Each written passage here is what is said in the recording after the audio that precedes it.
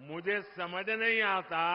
बार ये घोषणा करी कि कांग्रेस पार्टी और इंडिया अलायंस की सरकार बनेगी तो हम किसानों को एमएसपी की लीगल गारंटी देंगे। भारत को विकसित राष्ट्र बनाने के मिशन में जुटे हैं।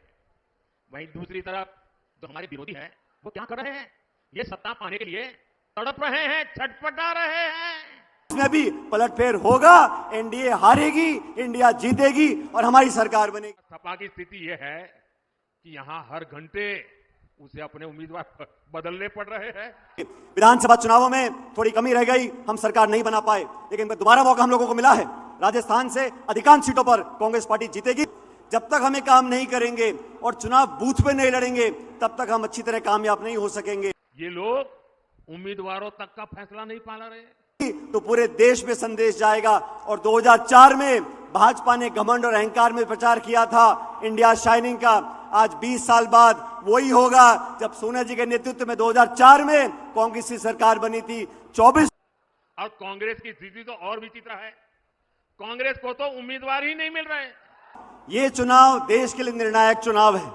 आने वाले दिनों में प्रियंका जी, राहुल जी, खड़गे साहब तमाम राजस्थान के अलग अलग क्षेत्रों में जाएंगे, प्रचार करेंगे। जिन सीटों को कांग्रेस अपना गढ़ मानती थी वहां भी उसे उम्मीदवार उतारने की हिम्मत नहीं हो रही है। मैंने तो देखा कुछ जगह पे जिसको उन्होंने उम्मीदवार घोषित कर दिया, टिकट दे दिया, उसने दूसरे दिन इस्तीफा दे दिया। किसानों को एक कानूनी अधिकार मिलेगा, न्यूनतम समर्थन मूल्य का वादा करेंगे। हमारे जो घोषणा पत्र है, महिला, नौजवान, श्रमिक, हर वर्ग को साधने का काम हम लोगों ने किया है। यानी इंडी गठबंधन अस्थिरता और अनिश्चितता का दूसरा नाम बन चुका है।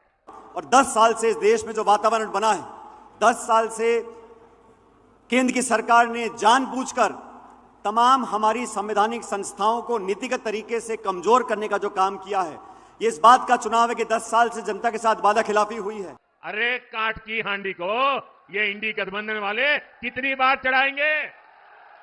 वादे को लेकर यहां पर आए हैं।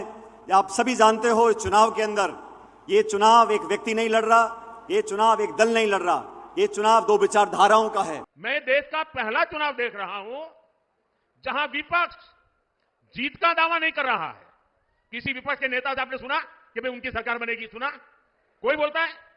बल्कि विपक्ष सिर्फ इसलिए चुनाव लड़ रहा है ताकि भाजपा की सीटें 370 से कम की जा सके और एनडीए की 400 से कम की जा सके, इसके लिए लड़ाई लड़ रहा है।